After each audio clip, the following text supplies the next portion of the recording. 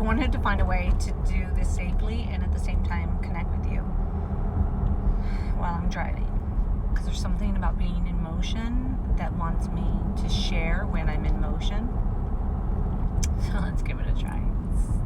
Okay, number one, uno bueno.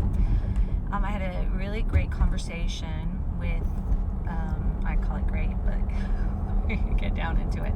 I had a conversation with a dear soul sister last night, and she was describing all of the symptoms that she was going through that I had just gone through. And I didn't think about doing a video about the symptoms I was going through, but I believe they're ascension symptoms. So I'm going to describe it and see if that will help you know you're not alone.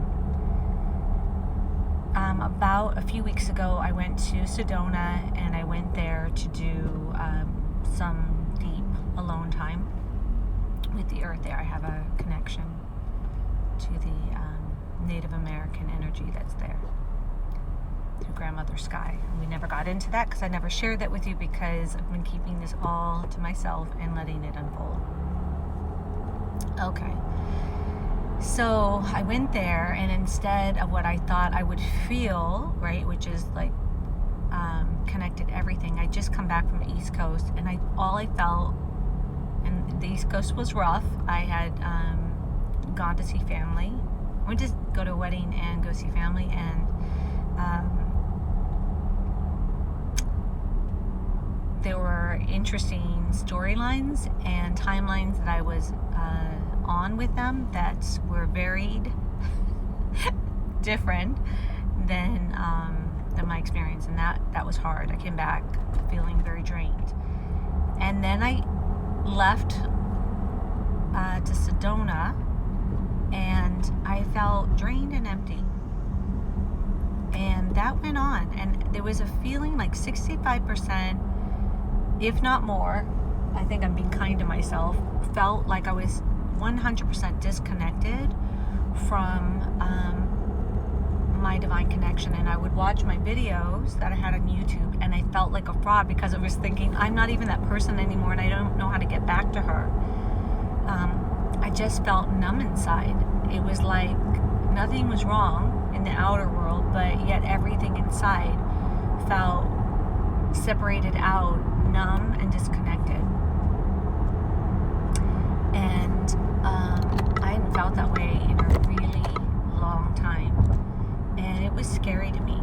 I tried that one conversation with one friend about it, and they could not relate, and so I just decided to be silent through it. And through that process, I was also being awoken every single night at 3, 4, 5 in the morning, and I could not go back to sleep. So there was an insomnia thing going on as well, but like I didn't feel like anyone was talking to me. I felt like the microphone had stopped being on. That's the best way to describe it. And it was hard, I'm not gonna lie. It was just like me with just me. That's all you get. You get Susan. And I was like, and nature. So I would talk to the trees and stuff, but I would get little bits every once in a while, but it was pretty silent. And I thought, I kept rummaging through my brain to try to figure out what I could have done. I didn't know if the East Coast experience was affecting me, because that was family lineage stuff that I was going back through. I didn't know. And it was interesting because I couldn't seem to link into anything that felt right. And I don't know if anyone is going through that now, but my friend who just got back from Europe and got back to India it was like we were having simultaneous experiences. So when I got back to LA, there were fires, right? And when she got back to India, pollution was so bad that people had masks on. Like, it had risen to like this high level of pollution. and gray skies. And I came back to gray skies and dryness in the air. It was so weird. It was like my skin was all drying out. And so we were having simultaneous experiences. Hers, of course, was yesterday, and the day before that. Mine had been about a week prior,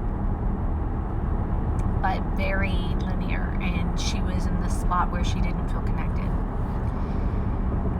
And like, I even tried to pull out my cards to do the meditation, which I finally got to on Sunday, but I would pull out the cards and it would take me, I would pull the cards, I would pull a card, and then I would start to read it, and then I couldn't even finish reading it because I couldn't find interest in the connection to anything, right? And so I would pull the cards, and then 2 days later I would attempt to read it, which is what I did on Sunday, which helped me align back in. And then I read a card on Sunday that gave me this insight that said, you're having a hard time seeing your magnificence. And I knew that was right. But more than that, I was like, I don't think I've ever felt that way since I've been a human. And what would it take? So by Monday, it felt elusive, and I was grabbing at it, and I just fell back into the vulnerability. Oh, and through the whole process, forgive me, I was crying. I would see something and my heart would just sadden over it, and I would just cry. So there's a lot of crying, lots of just unexplainable crying during this process. And I could feel that it was me tapping into my vulnerability. And vulnerability, as a human, has always been tough for me because there's always been a portion of me that's felt like I need to be independent and do it and make it happen. And that part in some ways was softening. And then when I went to this idea of magnificence, I knew that for me, and we all have a team of people that in the inside world that we can rely upon, and whatever that looks like for you is beautiful. So I always say, I honor your team and how you're taught. So, okay. So I felt like I had come to a place to drop down into. I felt like if I were to describe it, and this is just from a human perspective, it felt like 0 point, but it felt like numbness and disconnectedness from everything inside and outside. Okay, and then I went from that to the tears, and then I went from that to can I claim my magnificence, and can I tap back into all of that rich inside resource, right? And the answer is yes. And it's not 100% right now. It's so I don't want to say I'm 100% into it. It's a process. Here's what I can tell you. For me, the overall experience is that there's a new remembrance of my original self. It's very elusive. It's hard to touch, and it's like the original blueprint of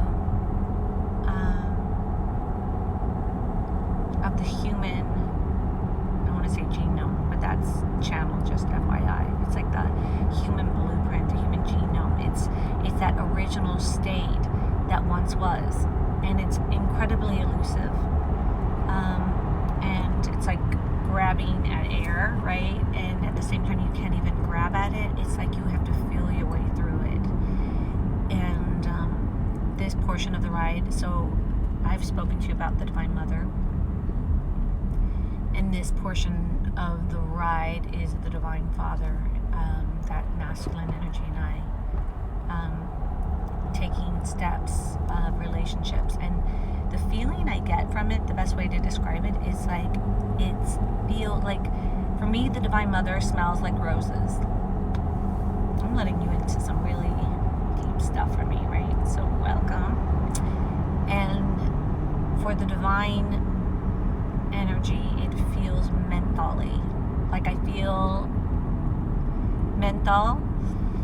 I can smell the menthol. I can feel it inside, like my lungs, my throat, my eyes. It's like someone put icy cold all over different places, you know. Like right now I can feel it in my eyes here and up through here. That's icy cold feeling, menthol. And it doesn't exactly smell like menthol, but it's a very distinct mentholy kind of smell. That's the best way to describe it. And it's